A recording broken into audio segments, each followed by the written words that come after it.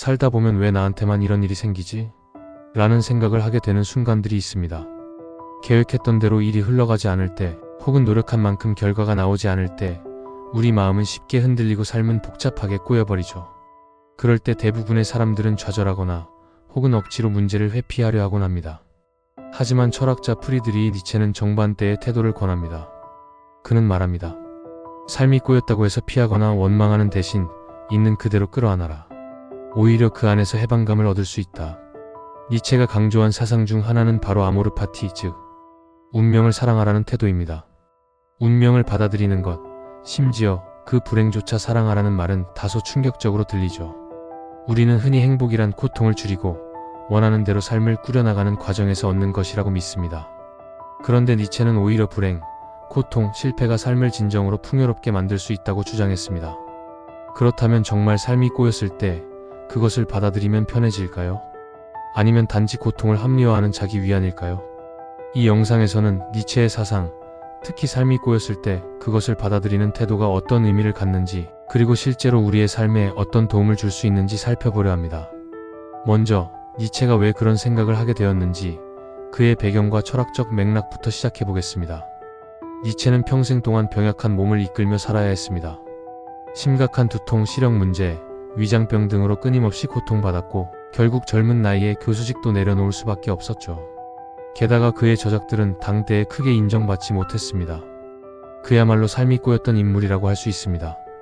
하지만 그런 고통 속에서 그는 역설적인 깨달음을 얻었습니다.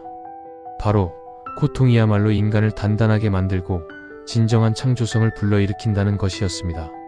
그의 사상 중 가장 유명한 개념이 바로 아모르 파티입니다. 니체는 우리가 피할 수 없는 운명 앞에서 발버둥 치는 대신 그것을 온전히 받아들이고 심지어 사랑해야 한다고 말했습니다. 왜냐하면 고통을 거부하면 우리는 삶의 절반을 잃게 되지만 고통을 껴안으면 삶 전체를 긍정할 수 있기 때문입니다. 이 생각은 심리학적으로도 흥미로운 지점을 갖고 있습니다. 현대 심리학에서는 수용이 스트레스 완화와 정신적 회복력에 매우 중요한 역할을 한다고 강조합니다. 예를 들어 수용 전념 치료 ACT라는 심리치료 방식은 부정적인 감정을 억누르기보다 있는 그대로 받아들이고 가치 있는 삶을 위해 행동하도록 돕습니다. 이는 니체의 아모르 파티와 놀랍게도 닮아있죠. 즉, 니체의 사상은 단순히 철학적 문장이 아니라 실제로 인간이 고통을 대하는 태도를 바꾸는 힘을 가지고 있습니다. 예를 들어 직장에서 큰 프로젝트를 맡았다가 결국 실패로 끝나는 경우를 생각해 봅시다. 대부분은 좌절하고 자책하면서 차라리 시도하지 말 거리라고 후회하곤 합니다. 하지만 니체식으로 접근한다면 이 실패조차도 내 삶의 일부로 끌어안는 겁니다. 단순히 교훈을 얻는 차원을 넘어 그 경험 자체가 나라는 존재를 만들어가는 필수적인 과정으로 받아들이는 것이죠. 또 다른 예로 연애를 떠올려 볼 수 있습니다. 사랑이 깊었던 만큼 이별은 고통스럽습니다. 많은 사람들은 그 시간을 지워버리고 싶어 하지만 사실 그 경험이 있었기에 지금의 내가 있고 새로운 관계를 바라보는 시야도 넓어진 것입니다. 니체는 바로 이런 점을 강조합니다. 삶이 꼬였다는 순간이야말로 나를 성장시키는 순간이라는 것이죠. 우리가 흔히 말하는 마인드셋도 같은 맥락입니다. 어떤 사람은 작은 실패에도 쉽게 무너지고 또 어떤 사람은 그 실패를 발판 삼아 더 큰 성취를 이룹니다. 차이는 단순히 능력이 아니라 삶의 꼬임을 받아들이는 태도에 있습니다.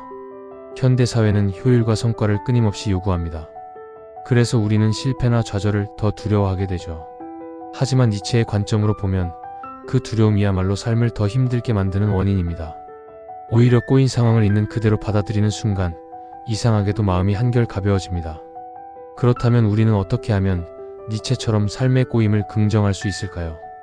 다음 파트에서 구체적인 방법과 실천 방안을 살펴보겠습니다. 첫째, 사건을 바라보는 관점을 바꾸기입니다. 일이 뜻대로 풀리지 않을 때 왜 나만 이런 일을 겪지? 라는 피해자 시각에서 벗어나 이 경험이 나에게 어떤 의미를 줄 수 있을까? 라는 질문을 던져보는 거죠. 단순한 자기 위안이 아니라 삶 전체를 긍정하는 태도의 시작입니다. 둘째, 작은 실패에 익숙해지기입니다. 작은 도전이라도 꾸준히 해보면서 실패를 자연스러운 과정으로 받아들이는 훈련을 할 수 있습니다. 예를 들어 새로운 취미를 시작하다가 금방 포기하더라도 그것을 실패로 보지 않고 또 하나의 경험을 얻었다라고 여기는 것이죠. 셋째, 고통을 피하지 않고 기록하기입니다.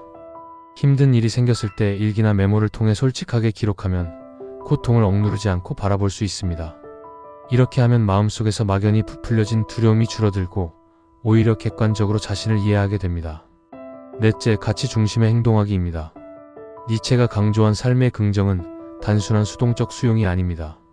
오히려 자신이 중요하게 여기는 가치를 중심으로 삶을 적극적으로 살아가라는 것이죠. 실패와 꼬임은 피할 수 없지만 내가 어떤 가치에 따라 살아가느냐에 따라 그 의미가 완전히 달라집니다. 이런 실천들을 통해 우리는 점차 삶의 꼬임을 두려워하지 않게 되고 결국에는 더 강인하고 자유로운 사람이 될 수 있습니다. 그리고 이런 태도는 단순히 개인의 행복을 넘어서 관계와 사회 속에서도 긍정적인 영향을 줍니다. 그렇다면 이제 마지막으로 니체의 사상을 통해 우리가 어떤 결론에 도달할 수 있는지 함께 정리해 보겠습니다. 삶은 누구에게나 꼬입니다. 실패와 이별, 질병과 상실은 피할 수 없는 삶의 일부입니다. 하지만 중요한 건 그 꼬임을 어떻게 대하느냐입니다. 니체는 우리에게 고통을 부정하거나 지워버리려 하지 말고 오히려 그것을 끌어안으라고 말합니다. 그것이 바로 아모르 파티, 운명을 사랑하는 태도입니다. 삶이 꼬였을 때 그것을 받아들이면 정말 편해질까요? 단순히 편안함 이상의 의미가 있습니다. 그것은 우리가 삶 전체를 긍정하는 법을 배우는 과정입니다. 꼬임 속에서 새로운 가능성을 보고 실패 속에서 나를 더 깊이 이해하게 되며 고통 속에서 오히려 자유를 얻을 수 있습니다. 혹시 지금 여러분의 삶도 어딘가 꼬여 있다고 느껴지나요? 그렇다면 그 순간이야말로 니체가 말한 삶의 긍정을 실천할 기회일지 모릅니다. 받아들임은 단순한 체념이 아닙니다. 그것은 오히려 더 넓은 시야로 세상을 바라보는 시작점입니다. 니체의 철학은 단순히 개인의 내적 태도만을 다루지 않습니다. 그는 인간 전체의 삶, 나아가 사회와 문화가 어떻게 발전할 수 있는지에 대해서도 깊은 고민을 남겼습니다. 삶이 꼬였을 때 받아들이는 태도, 즉 아모르 파티는 개인 차원을 넘어 사회적 차원에서도 중요한 함의를 가집니다. 오늘날 우리는 통제할 수 없는 세상에 살고 있습니다. 경제 불안정, 기후 위기, 예측 불가능한 기술 변화. 그 어떤 것도 개인의 힘으로 완벽히 조절할 수 없습니다. 그래서 많은 사람들이 불안을 느끼고 때로는 작은 좌절에도 무너져 버립니다. 이런 현실에서 니체의 메시지는 더욱 강력하게 다가옵니다. 바로 세상을 내 뜻대로 만들려는 강박을 내려놓고 예측 불가능성 자체를 삶의 일부로 받아들이라는 것이죠.